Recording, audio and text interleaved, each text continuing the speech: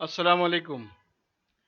ایک شخص ہوائی جہاز سے 5 میل کی بلندی پر اڑ رہا ہو اور پھر یکا یک یہ فیصلہ کرے کہ مجھے اس ہوائی جہاز کے ساتھ نہیں جانا چاہیے بلکہ خود اپنی مرضی کے مطابق چلنا ہے۔ یہ سوچ کر وہ ہوائی جہاز سے باہر کود پڑے تو اس کا کیا انجام ہوگا؟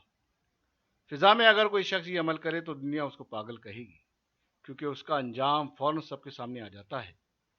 مگر زمین پر آدمی نے اپنی پوری زندگی کے لیے یہی طرز عمل اختیار کر لیا ہے۔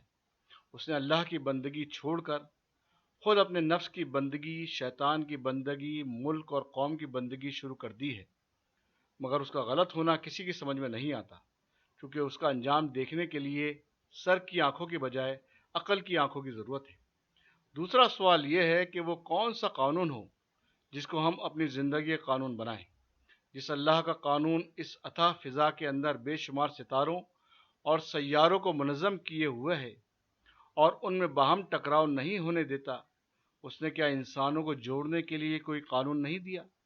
جس نے پودوں کو یہ سکھایا کہ ہوا سے کاربن ڈائی آکسائیڈ لیں اور آکسیجن خارج کر دیں، سورج اور زمین سے اپنی خوراک حاصل کریں اور جو چیزیں ان کو نقصان پہنچانے والی ہوں انہیں چھوڑ دیں۔ سورج اپنے شعلوں کی لپٹ سے زمین کو جلانا نہیں چاہتا اور زمین یہ کوشش نہیں کرتی کہ سمندروں کے پانی سے وہ سورج کو بجھا دے۔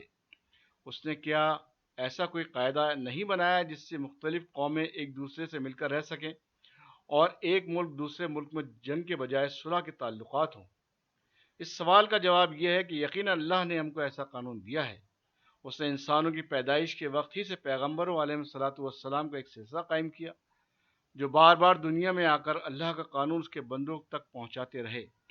مگر ہمیشہ ایسا ہوا کہ پیغمبر علیہ السلام کی وفات کے بعد غرض مند اور جات طلب انسانوں نے اس قانون کو بگاڑ دیا، یہاں تک کہ 6 صدی عیسوی میں اللہ نے اپنے اس قانون کا آخری اور مکمل ایڈیشن پیغمبر اسلام رحمۃ اللہ عالمین محمد صلی اللہ علیہ وآلہ وسلم کے ذریعے بھیجا، جس کو ہم اسلام کہتے ہیں۔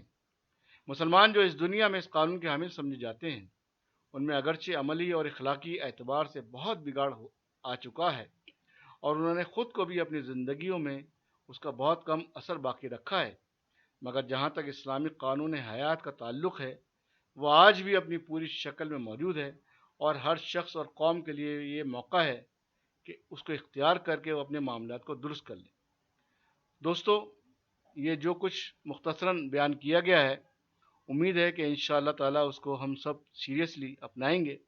آپ سب کی دعاؤں کا طالب وسیم احمد۔